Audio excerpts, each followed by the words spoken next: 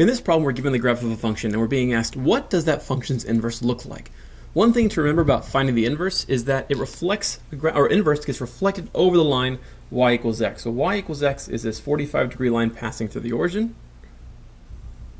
And we're going to say, what would happen if I took this graph and flip it over this guy? One point I want to focus on is this coordinate here, -2, 3.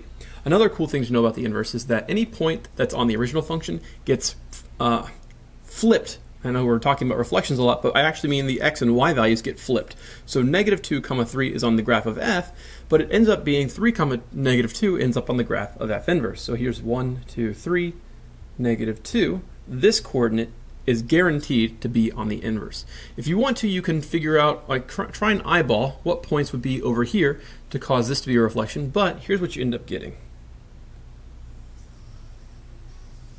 And you can it doesn't have to be perfect, but at least notice that this coordinate for sure is 3, -2, because a point on the original was -2, 3. Once you guarantee that this coordinate 3, -2 is on this inverse graph, you can kind of figure out what the right answer is just based on this shape being the way that it is. And there you have your answer.